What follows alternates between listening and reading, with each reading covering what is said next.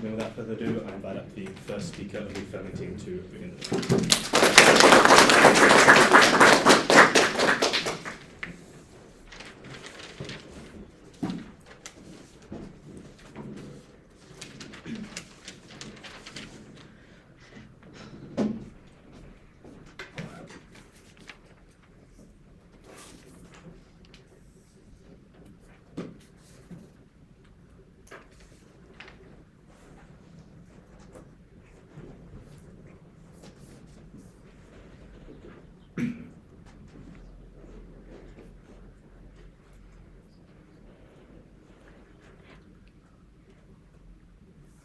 Housing determines nearly every aspect of a person's life, whether it is so high that you can't afford groceries or whether you live a healthy life.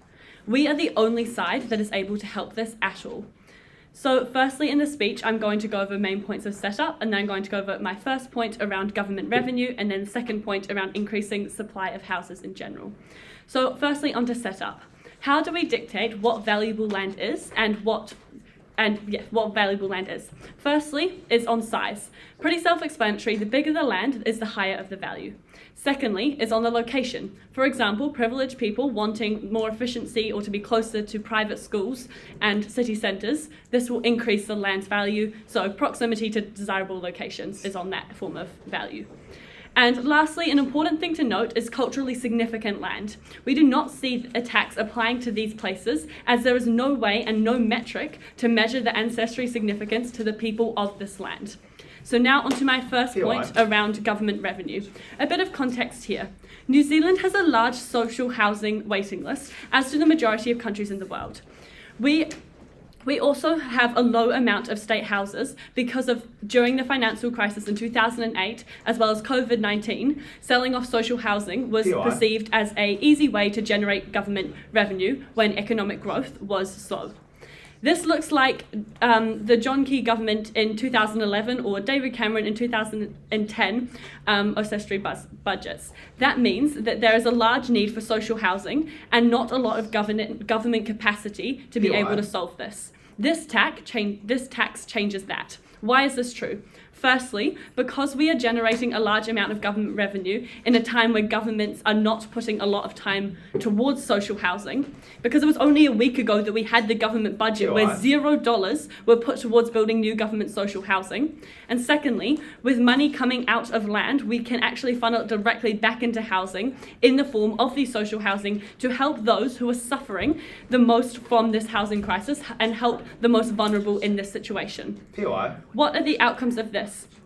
I'm going to explain the outcomes to you in three ways, in how it affects the upper class, the middle class, and then the lower class. So firstly, on the upper class, we do not see this tax harming them whatsoever, as one of two things will happen. Firstly, either they don't care because they're rich and it will not have a huge impact on them, and likely they like their land and they won't want to change this because of that, and so nothing will change for them. Or there will be incentive to not hold land for the potential of capital gain, which I will explain in my second point, both of which are great, are perfect for our house. Secondly is the middle class.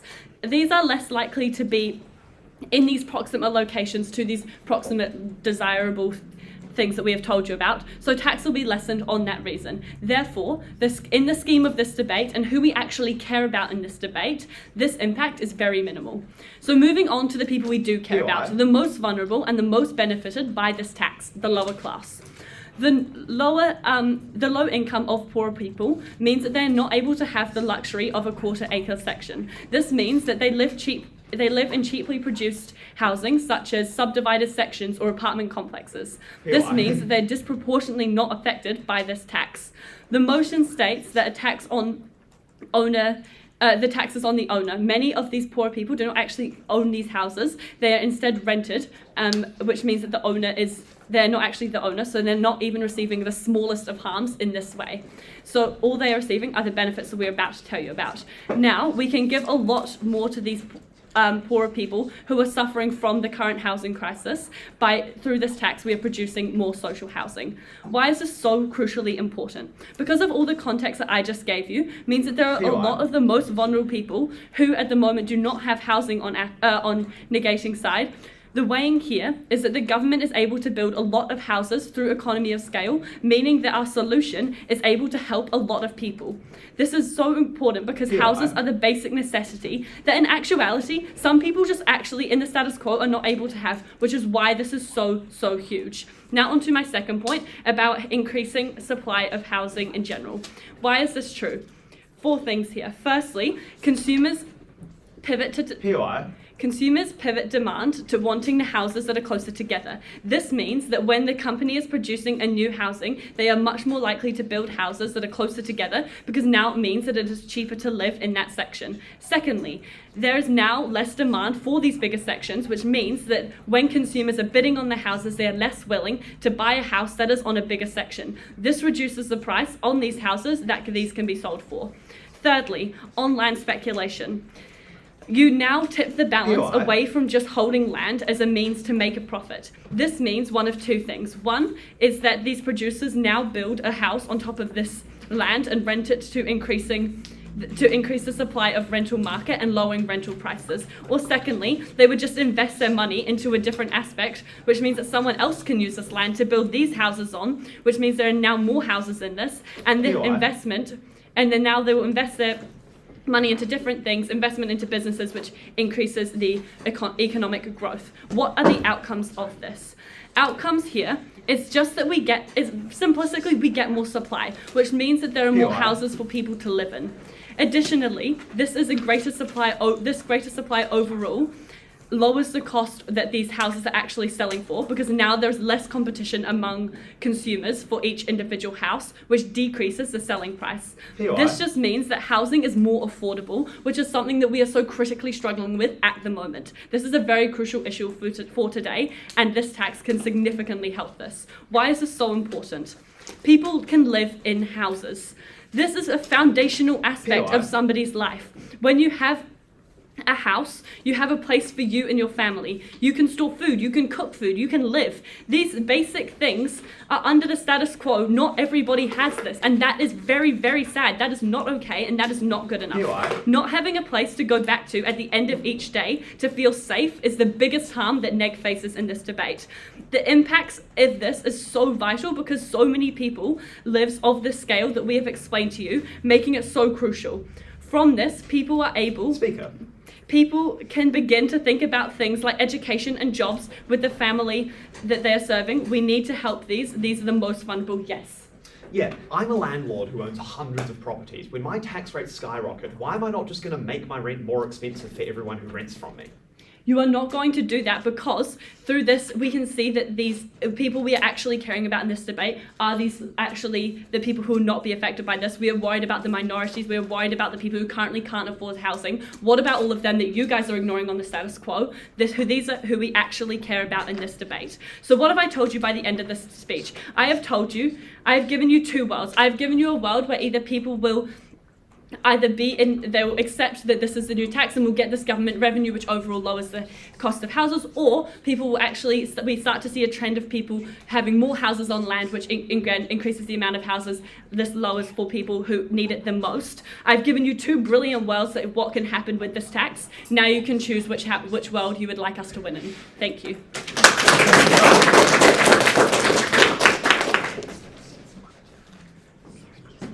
I'd like to thank the speaker for his speech and invite up the first speaker of the Negating.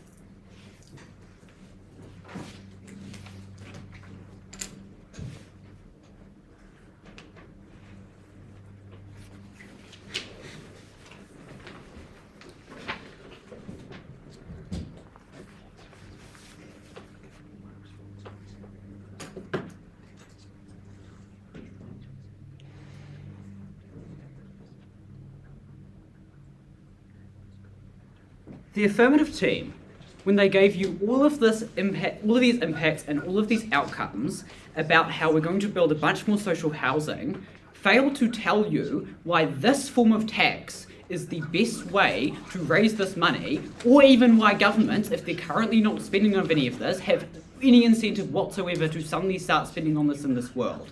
That's what the majority of my response is going to be. That's where we think their case falls down. That's where we think we're going to win. Right.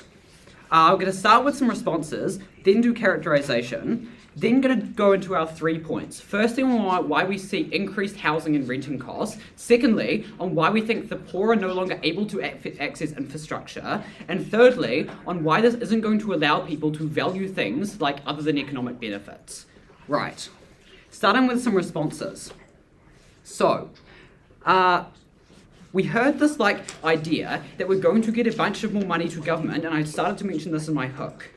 Firstly, we think that just taxing people more is probably bad, as a starting thing. We think that's a massive burden we can give them straight away, and that we know that taxing people slows down economic growth. It just means that people have another cost they have to pay, they have less money to spend on things, they're less happy. We think they're going to have to explain to us exactly why all of their benefits overcome this immediate massive thing of an extra tax, or more taxes on people. But secondly, we also think we're going to explain to you really clearly why this particular form of tax is especially bad, and they're going to have to show to us comparatively why we can't just increase income taxes or GST or any of these other forms of tax that we know work that have far less of these harms.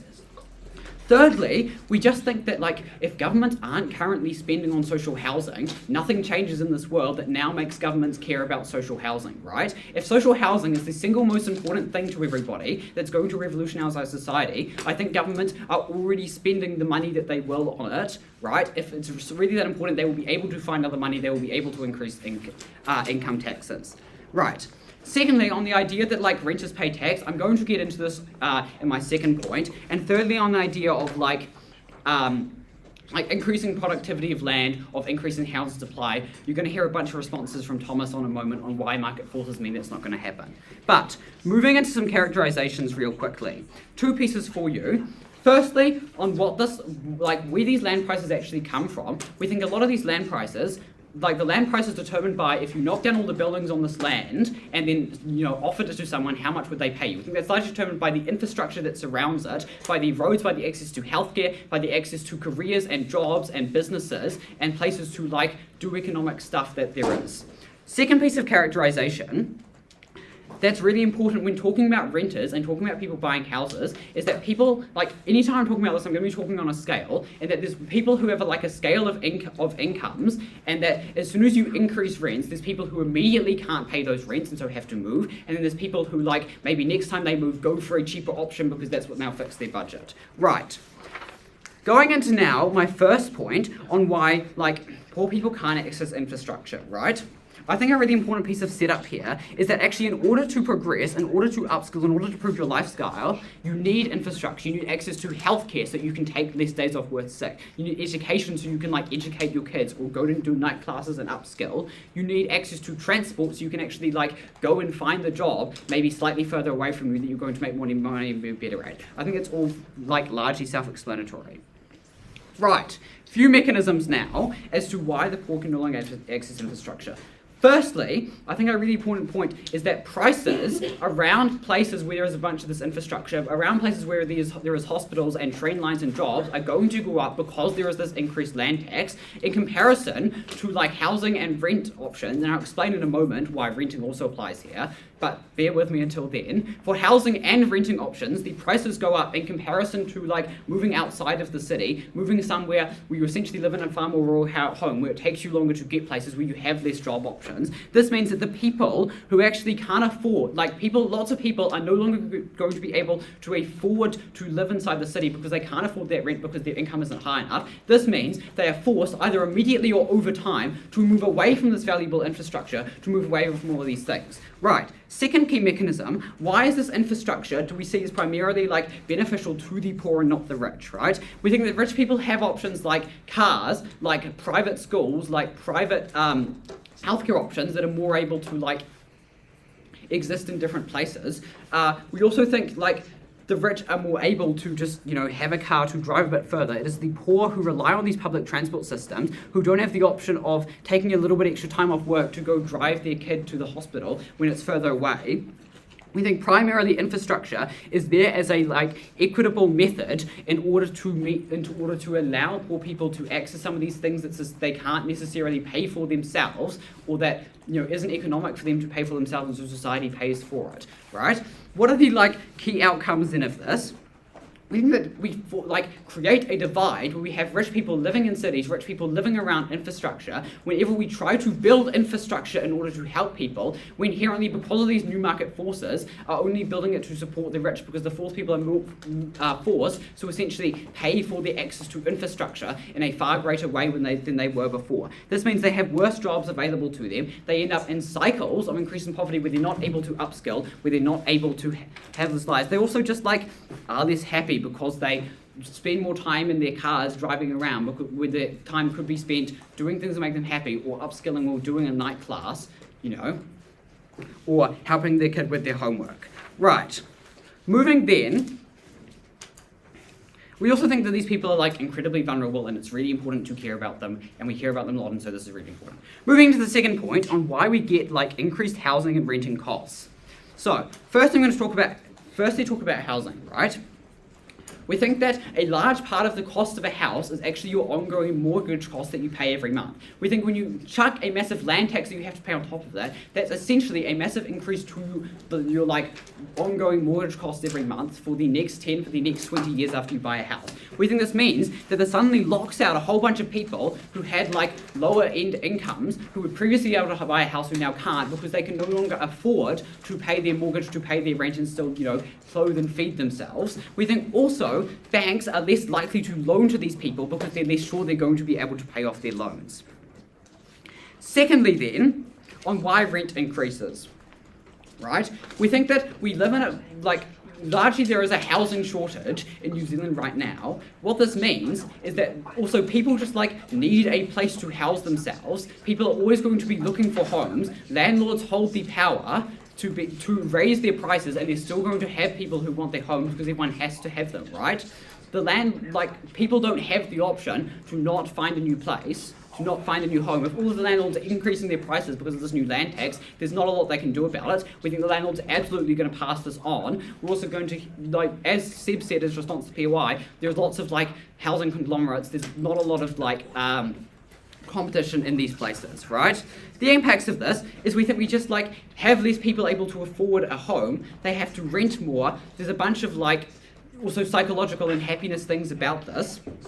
When you no longer have your security, when you no longer have your comfort, we think this is really important for people to be able to own a home, but also just to be able to rent a home, to not be homeless. We think on the very end of the spectrum, there are now more people who are homeless. That is very, very bad. Thank you.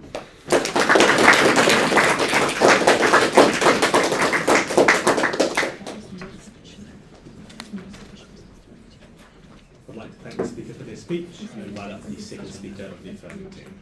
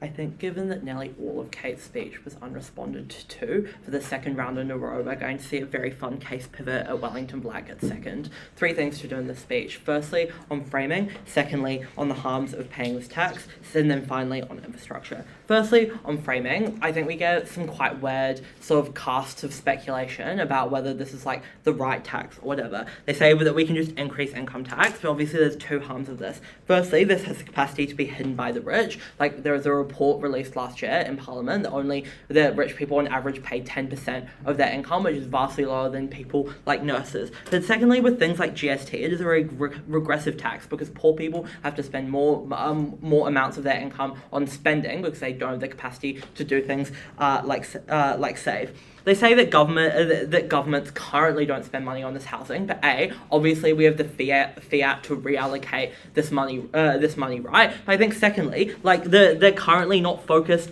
on renters, right? Like that's not the current aim of this government. I think it can still like be a good thing just because it isn't claiming like the government has perfect incentives to do everything right, when obviously that's not true. It's just a bit weird.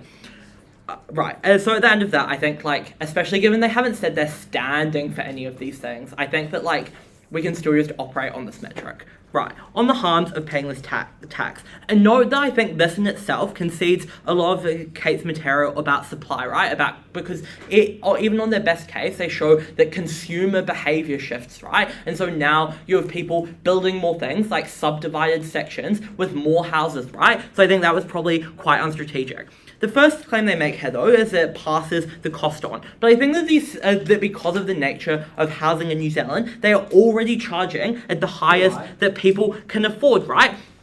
Which means that the comparative isn't renting it to someone else to pay a high rent, because obviously if someone was willing to pay a higher amount than was currently being charged, they just rent it to that person. And so what that means is that the comparative is the house sitting empty, and obviously the difference between earning $200 in rent and $0 in rent is obviously quite large. I also think there's strong incentives on landlords who want to have consistent tenants, because you don't have to pay things like moving costs, you don't have to pay for the cleaners, you don't have to pay for the legal fees of all of the contracts being changed. So I think that means that they weigh stability quite highly. I think that sure, maybe some of the tax gets passed on, even in their best case, but I think that like some, or probably most of it, gets absorbed by the people paying the tax. And I think that given that's kind of what all of their outcomes rely on, that kind of sweeps away most of their case. But I think the second thing to say is that these taxes are disproportionately felt by high-income people, because I think having a high income is a prerequisite to owning expensive land, right? The fact you've been able to save for that high deposit to live in an expensive house shows that you are a more well-off person. But I also think that for those that rent, and so I think that comparatively though, poor people are more likely to live in things like apartment complexes, right? Because it is far cheaper to do so, which means that you have like 100 people on what is unscalable up, right? And so that means that the cost is shared over a very large amount of people, and so therefore isn't that high. Right, so at the end of this, I think they probably, the cost does not get passed on, but B, even if it does, it doesn't get passed on to the poorest of people because they are already on small sections, so the tax doesn't affect them to a degree. But even if some homeowners are slightly less well off, it is obviously not to a debate-winning extent, given all of the weighing that Kate gave you at first about how vital housing is in our society. And compared it to the benefits of lower rents that we get on our side, right? Because even if you think that there is some slightly cost push, increases, I think that when you get a mass amount more supplying, because you get people doing things like subdividing homes, you get, the government producing more land, which means that when people get out, all of that means that you're more likely to get lower rents on our side. So at our best case, we literally get lower rents, which takes out their entire case. But I think even in our worst case, it's only symmetric, which is definitely not enough in this debate for them to win. I'll take that POI. If it makes sense to subsidise a piece of land and thus make more money and lower rents on it, why aren't people already doing it? Subsidise a piece of land and make more money through rents. I don't really understand, because you're not subsidising house, right? I think that if you could make like more money on rents, you probably would. I don't really get the point of that. Right, on how you can't access infrastructure. I think firstly, you probably can't do this under the status quo, right? This is why you don't see poor people living in the centrality of the cities. And it's unclear if this is a problem under the status quo, how their side is able to fix it, right? And they can see that the houses centrally are currently quite high, so it's unlikely why that changes on their side. But I think secondly, it ignores the context of poor people living together, right? Which creates urbanized environments. Because obviously when infrastructure is made, it is made where there is the most amount of people, so you get the most bang for your buck. And that means, for example, when you're doing bus networks, when you see that there are apartment complexes, you build the bus networks near the apartment complexes, right? Which I think means that a lot of infrastructure is created in these areas. But also, this was just never impacted out as to why this is such a debate-winning harm, right? Because sure, maybe you have to bus places to get there, but I don't see why this is such a big issue, especially given that most people do this under the status quo, right? And I think all of their examples were just never really impacted, because sure, maybe you miss like your night class or whatever, right? But it's just compared to the things that we give you about living in a cold, moldy house, obviously one of those has a bigger impact in this debate. But I actually think we get better infrastructure, and I'm going to give you two reasons for this. Firstly, because I think that this centralization means more infrastructure, right? When you have people close together, you are able to, allocate things more efficiently, right? You're able to do the like bus networks or whatever in a fair way. You're able to do the piping more quickly, so you have more money to spend on it. But secondly, the government can build these houses, which means, for example, they can, even if this is an issue, they can just build the houses in these areas, right? And therefore give the most marginalized access to this infrastructure. So at the end of this, I think you either buy one of two things. Either A, infrastructure probably isn't that important, especially compared to the weighing we give you. Or secondly, we literally can get it better on our side, because they never provided a pathway to getting these people into town. We literally are able to, right. On the weighing of housing, though, as to why this is the sole thing you should care about in this debate. Firstly, because it flows on to things like health, which on the large scale means people go from being homeless on the street, getting a cold, to being in a house. But on the small scale means people move away from a cold and moldy, damp house to a new one, right? And I think this ends things like systemic poverty, which flows on through generations. But secondly, I think we start from a very low base level of housing through the austerity budget context in which Kate gives you, which means that even if this is only a small amount, it has a massive impact, because obviously the government will allocate the initial new houses to the most vulnerable. But thirdly, I think that governments achieve economies of scale, right? Because they produce a cookie cutter house in large quantities, which means that you get a large scale of benefit. You build a large amount of more houses, you get a large amount of benefits. One side stands for helping the most vulnerable in the society. One side cares about the rich paying slightly more in taxes. I know what side I stand on. I'd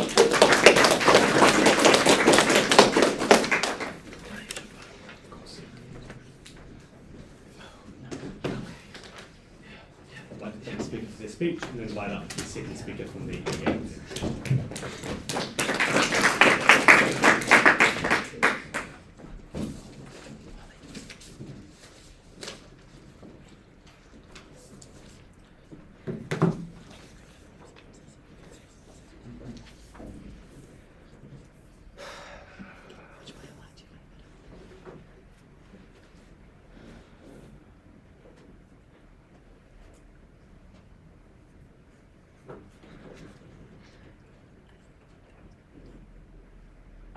This is a really, really weird debate. And I think there's two things that we have to keep in mind when we're discussing how we think we win this, right?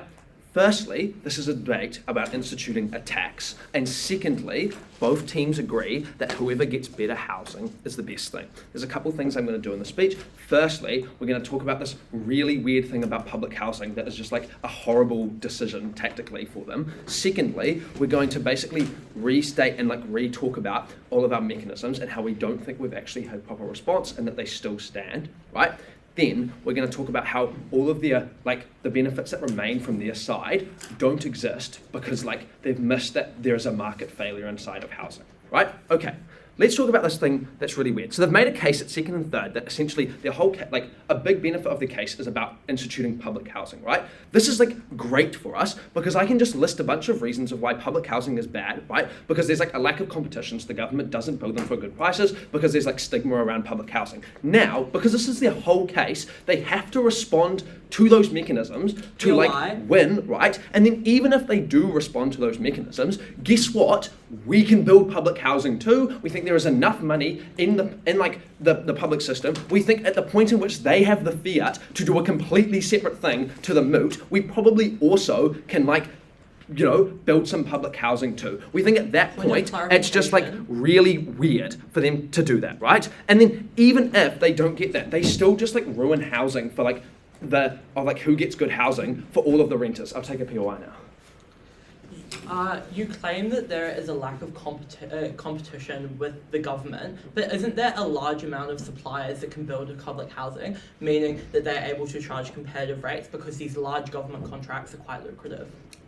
Sure, there's still stigma. Okay, so now let's talk about why they ruin it for the most amount of people who are going to be renters, right? Because it at least for them takes a lot of time to build public housing, and we also just build a public housing too, right? Okay, what have they said? Essentially, they've said that they get better public housing because there's more competition in the market, because it makes more economic sense to now subdivide your property and build new houses because you have to make more money off this land. Note that is a hell of a lot clearer than what they said. I think that is better mechanized than what they've actually said. Why is this not going to happen? Got two evenness for this, right, as well. Firstly, redevelopment just takes a lot of time, takes a lot of money, and I think the idea that it's just really easy to find someone who wants to redevelop your property, or that everyone just has the money to redevelop your property, is unlikely. We think that's really good mitigation. Even if you don't believe this, they've assumed that this is a good housing market, right, and that competition is going to drive housing prices down.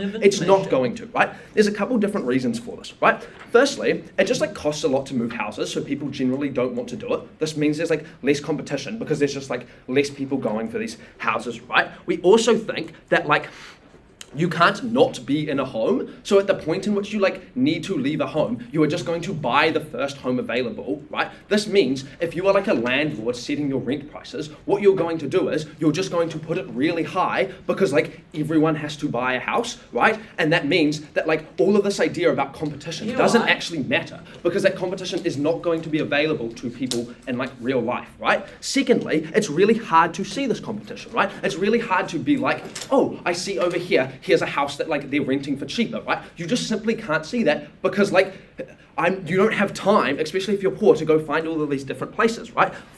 Finally, this is the fourth mech, right? It's really hard to these houses are competing in different areas, right? There may be a better house that's in Waikanae, but I currently live in a completely different place, right? And so I'm not going to see that. I'm not going to want to move there. This is so true for a bunch of different things because people care about a lot of different things, right? They care about it being close to their job. They care about it being public transport. They care about having a certain amount of bedrooms. There is a bunch of different sort of almost mini markets, and so there is a significant lack of competition. This is why housing prices are really bad. There simply is they don't get much big benefit from getting more people building houses because there still isn't this competition, right?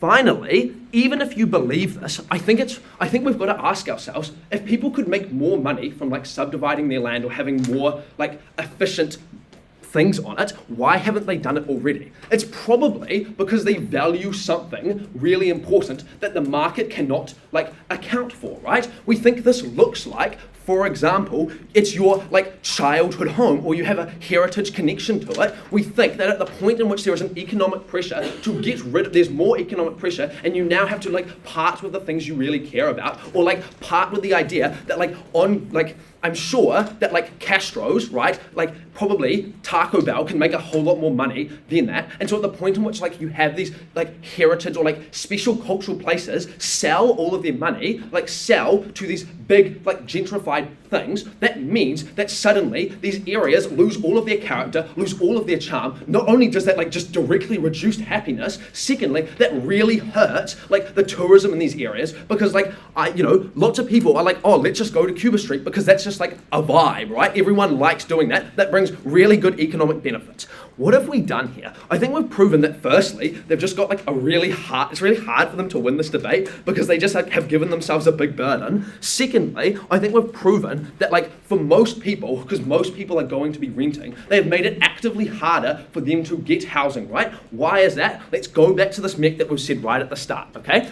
Basically, we said, if you tax people more, that means they now want to make more money because they've just lost money. This means they rise like rent prices. The only response we've heard to that is that like, well, yeah, but we think poor people generally live in apartments, and that means like the rent can be like is put up more because like there's an economy of scale. The thing that this like fails to notice is that there is a lot of people who are on the threshold, and even a tiny change significantly like means they just cannot pay anymore. This means the whole like ladder of different people who can pay for like certain renting moves down, right? And we think that at a certain point, what they now have is they now have a bunch of people who are like homeless, who are at worse houses, who are like less happy. They've given us a bunch of mechs and a bunch of really good weighing of why housing is super, super important. We think that at this point, we've shown that they just actively hurt this to a huge amount, right?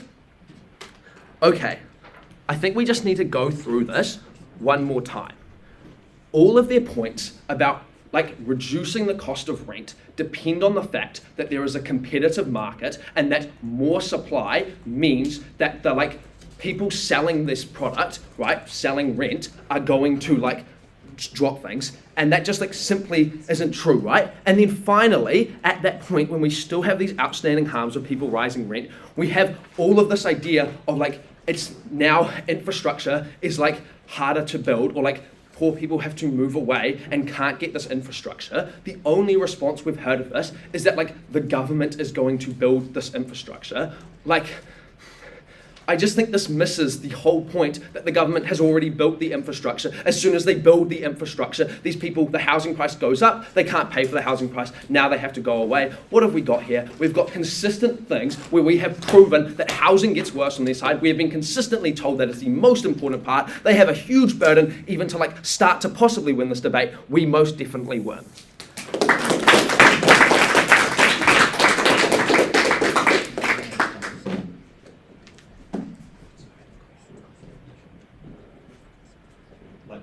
For this speech and invite up the third affirmative speech.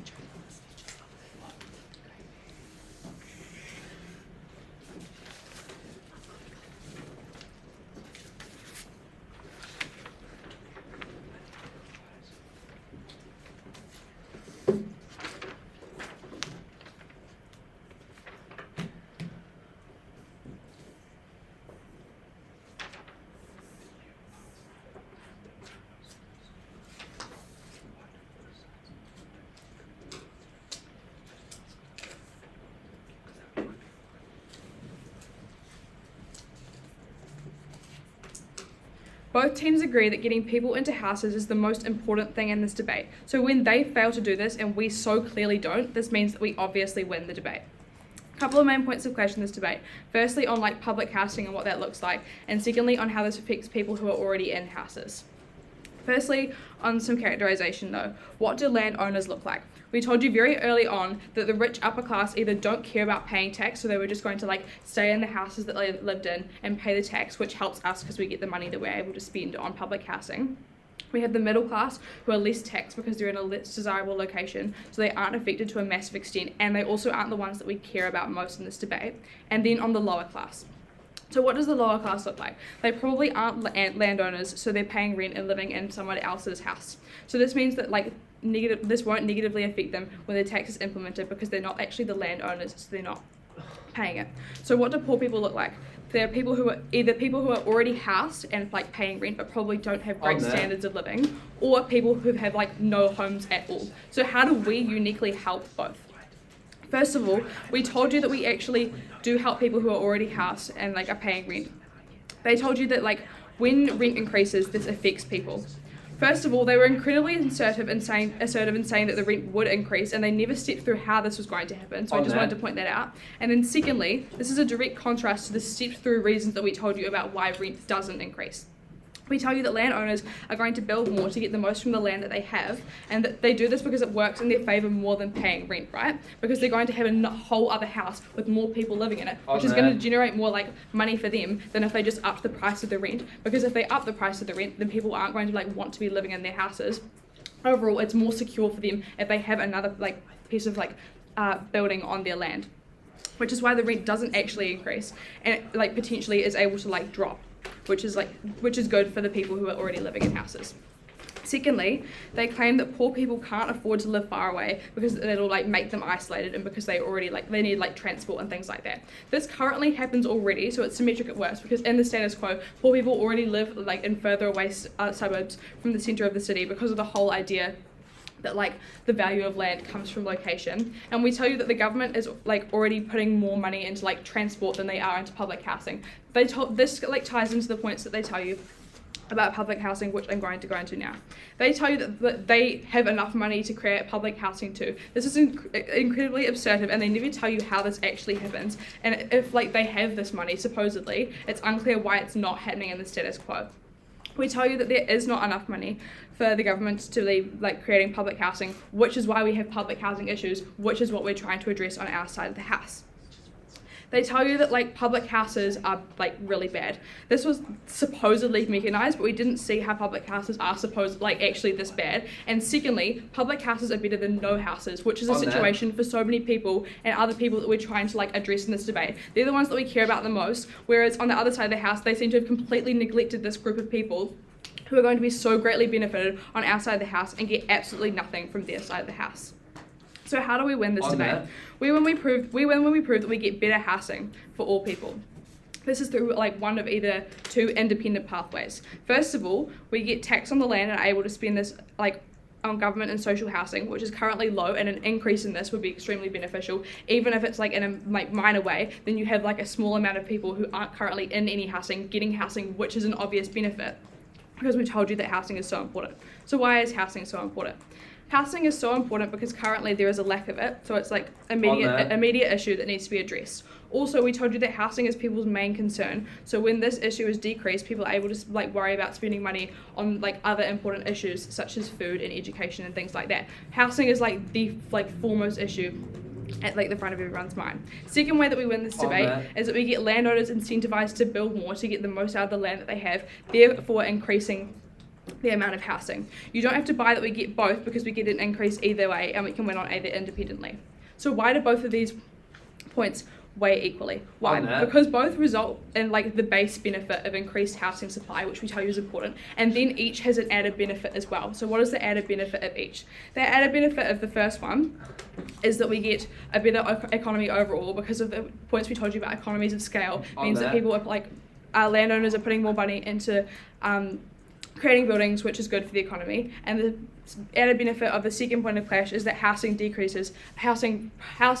decreases, because we tell you that when supply increases, the like price of the housing decreases as well. So they both have added benefits and address the sole issue that we're talking about in this debate, which is why they weigh equally. Okay, back into like the split point they brought out that I just want to talk about really quickly before I move on, because it didn't seem that relevant. The split point was selling cultural lands to like Taco Bell and things like that. We told you in like first that like this actually doesn't happen under our model, because cultural land is like not able to be sold because it doesn't have an actual like value, because of the way that it's like passed down. It can't be like monetized, right? Okay, so onto some weighing of our points. First of all, on the reallocation of money. So getting this money available for social housing is so important because it's highly unlikely to come from other places, which is what they tell you, and it's an important issue that needs to be addressed. It has the added benefit of benefiting businesses and economy in general because of economies of scale and increased supply of housing. When we get increased supply for housing, this is extremely beneficial because it addresses a very pressing demand.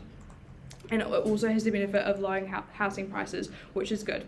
They haven't engaged with a lot of our material, which we brought out in first, and made even stronger in second, about how we actually benefit all of these people in these houses who have poor living conditions, and then all of these people who have absolutely no houses at all, which is an obvious and extreme harm that they don't talk about at all. The government does now does not have to pay for the costs of people's poor health outcomes from bad housing. This in itself creates growth. They claim that they can also build houses, but have provided no way they generate the income to do this. And even if they do, Sam explains why these things are so bad and disproportionately affect the poor, who are the main stakeholders in this debate and the ones that we care about.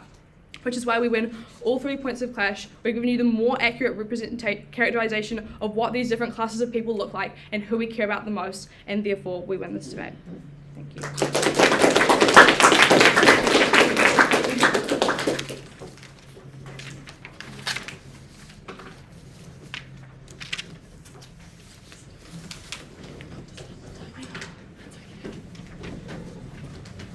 I'd like to thank the speaker for the speech and invite up the third negating speaker.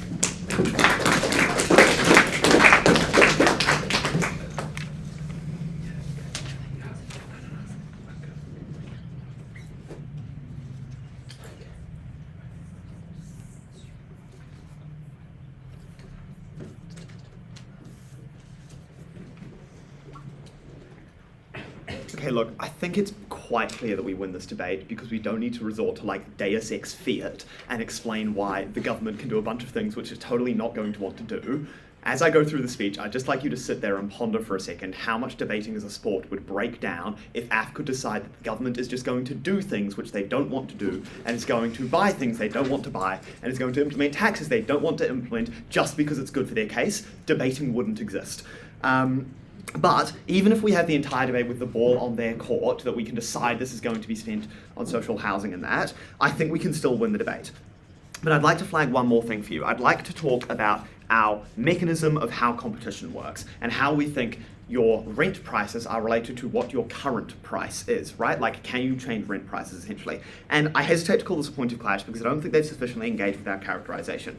But here's what it is. Look, yes, a large amount of people probably can't afford the rent which they were currently in if it went up by $50 a week. But we think that what actually happens when you consider the entire world and all of the ladder tiers which people sit at is you basically shuffle everyone down one, right? If you're in a fairly nice house in a fairly nice area and then your rent goes up, you move into a less nice house that you can now afford, and somebody just above you had the exact same thing happen and moves down as well. That's what Thomas is talking about when he talks about shifting down the pricing ladder. And that's what we think is going to happen on your side of the house. And that's actually something which we weigh a lot more highly than they do, because at the end of the day, we do think that at the bottom of this ladder, this totally just looks like people becoming homeless, which is the entire crux of their case. And so we think that in the best case scenario for them, they probably just swap who is homeless and put a bunch of people in social housing and then move a bunch of other people into homelessness because you've made rent more expensive. But I think that at the end of the day, because they haven't engaged with that characterization probably stands and is really important just because of the amount of people that it affects, right? But even at the end of the day, if you don't believe that, it's probably bad for rents to be more expensive, even if people can afford them. It's bad if rent is more expensive because that means that people, can't spend their money on everything else which you want to spend money on in life. They probably can't spend money on going to university, all of that, and that also affects everybody. On that and so, point, I think that can link into some debate-winning material we've got later on, and is important for you to remember. But I'd just like to address now first the basically substantive crux of their case, which is basically related to social housing and homelessness. So first of all, I'm going to explain why I don't think social housing is the likely thing for the government to spend money on this, but I won't spend too long on that. We've basically said, okay, first of all, we can totally just tax other things, and the incentives on the government won't change, right? So the only way which they could do social housing is if for some reason they have some new reason which they would want to do social housing. We've explained that the reasons stick around, right? It is politically bad, there's a stigma surrounding it, and it's also just not going to be very good social housing even if you do build it, right? It's probably going to be very expensive, like Thomas explained to you. It's probably not going to be in the places you want it to be, which is going to link in again to the material I'm about to give you in the, going to give you in a couple minutes, just about how bad it is if these are bad houses. But let's assume you can build social housing. Let's explain why this isn't going to fix homelessness. First of all, remember the fact that we are shifting everybody down in the ladder. So they definitely have on their side of the house a bunch of people who were not homeless before now being homeless. Even if they can bring up a whole bunch of people at the end of this point of clash, it broadly doesn't matter because they still have a bunch of other people being homeless, which we think is pretty bad.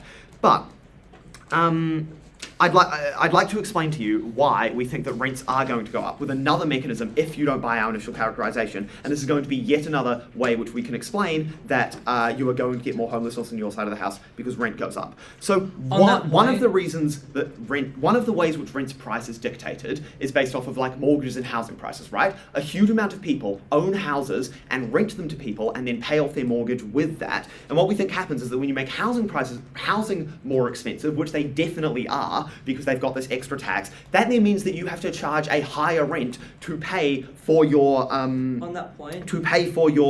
mortgage on the house. Basically, housing prices and renting prices are generally very similar, with renting prices being slightly more expensive so that the owners can make money. If you're moving the housing prices up, it has to go up, because otherwise it would make no sense for anybody to do like regular economic activity.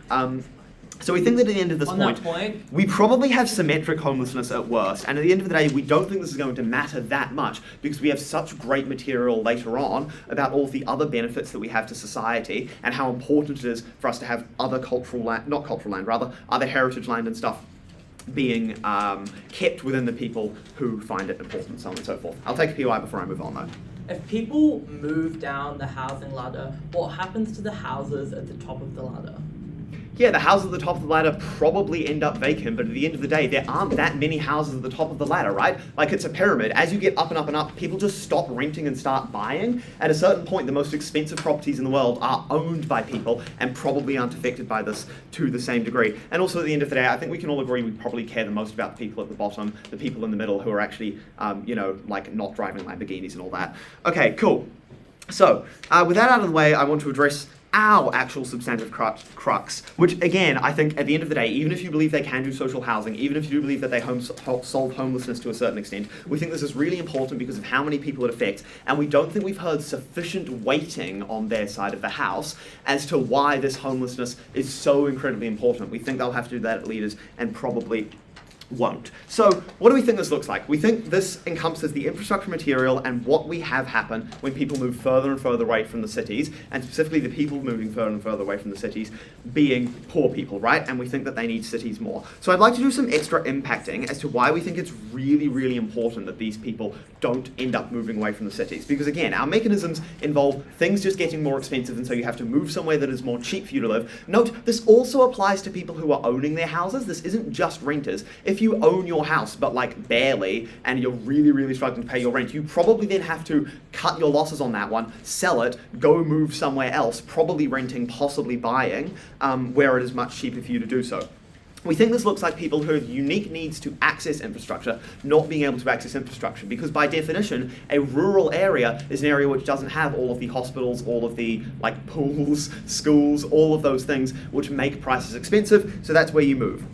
And we think that's really important because it kind of builds a wider gap in society, right? We would like it if everyone was fairly equal and we were helping everybody in an equitable manner. We're not going to do that if we basically create a rich, poor, rural, urban divide, right? If we have all of the rich people living in the cities with the things they don't need because they send their kids to private schools anyway, we're probably not getting a lot of social utility. We're probably not helping society that much. But furthermore, we think that it's also just really important to consider the fact that there are things which the market can't value properly, and I think this is probably the biggest thing which hasn't been addressed and is debate winning for us. Now, they've told us that no, we don't care about cultural land at the start. We're not talking about cultural land here, right? What we're talking about is like thrift on Cuba being sold and having a Glassons put up. Glassons totally makes more money, makes more sense to be there economically, but we all like the thrifty Newtown girly vibe that Wellington has. That's really important to everybody here. That brings great benefits to everybody here. Identity is really important. Identity builds cohesion, which builds builds economic collaboration, which builds economic efficiency. All of these flow-on effects are not things the market takes into account,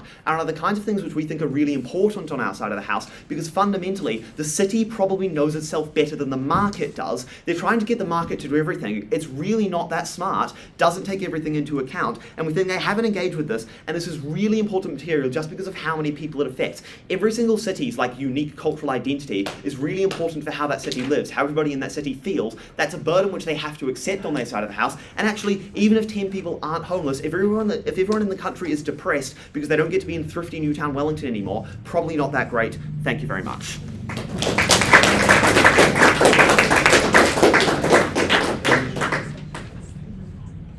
like to thank the speaker for their speech, and as is customary, reverse the speaking order and invite up to my speaker. I'm going to get the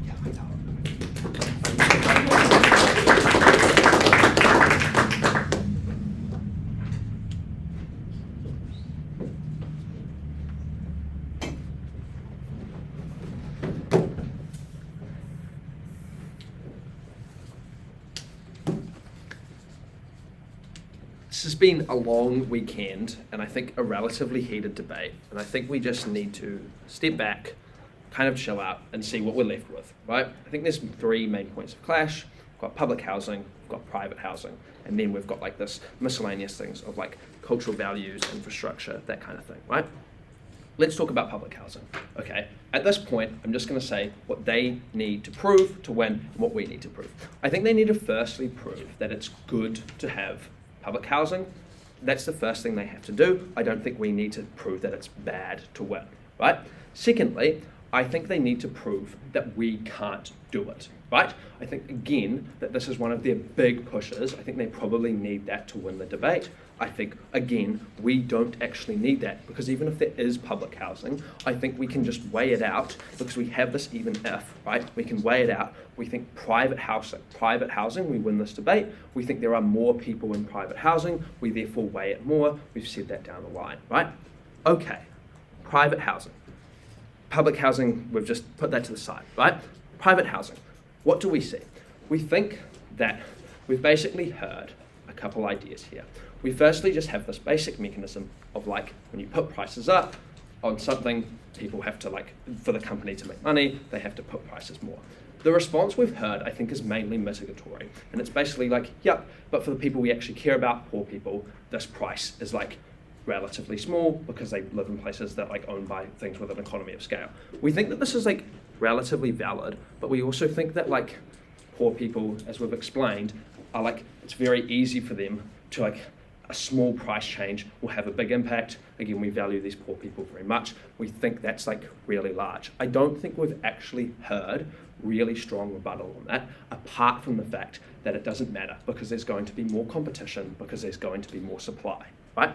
I think, again, we've given a bunch of reasons of why we think that even though there is more supply, because of market failure, because it's really hard to see that the supply is there and a bunch of other things, we don't think that the supply actually leads to lower prices.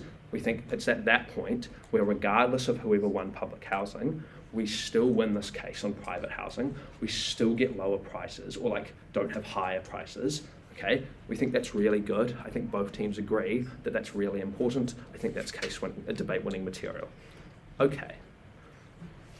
Once we've settled that out of firstly they have to win public housing, they have to do a bunch of different things to win that. We can just win off this private housing point, but we also think we win that. Let's talk about what's left, right? I think we have 2 things. We have this idea of cultural values that the market doesn't account for, and we have this idea of infrastructure, right?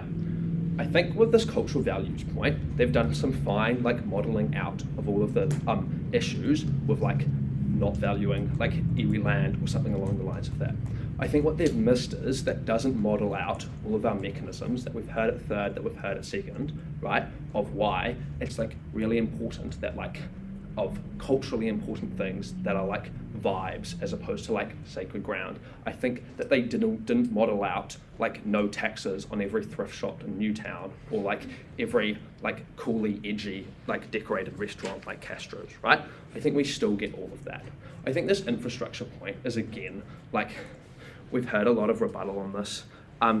I think that we probably, again, just believe that like there's probably two mechanisms going against here. I think we've given clear reasons of why we think our one is correct. They've given clear reasons of why they think their one is correct. I think that at that point, I don't think this fundamentally changes like whoever wins the debate. I think the most important point in this debate is private housing. I think we've given clear reasons, multiple reasons, why their supply and demand like model doesn't work in this situation. I think we win the debate. I'd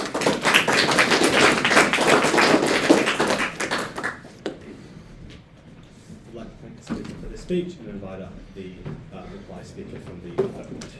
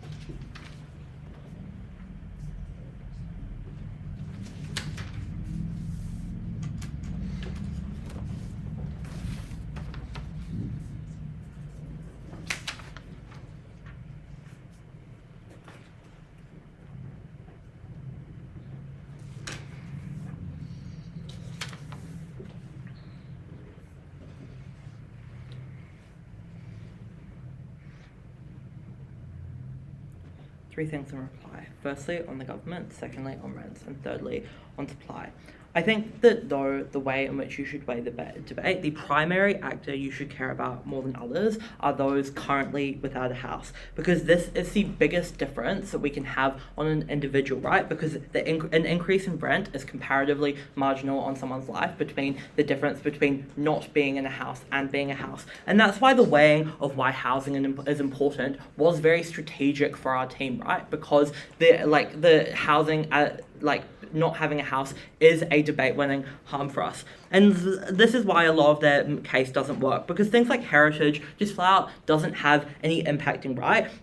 And importantly, the context this debate takes place in, with the fact that it is about land, a small shop in Newtown obviously doesn't use that much land, right? So those sort of things aren't who are affected. This is things like, people with large houses which use a whole bunch of acres of property, because obviously if you could fit 4 other houses on that, you get 4 times the land tax and therefore are incentivized to do it. I don't think they really understood this debate.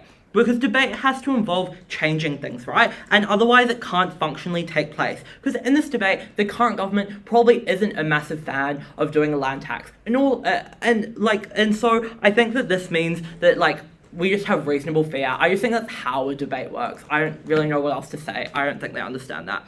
Right, on the government, they claim that they can also build houses, but they provide no way they generate the income to do this, right? Because that's what this debate about, is generating the income. And even if they do, I explain why these things are so bad and disproportionately affect the poor at second through things like an regressive tax rate, which receive no response.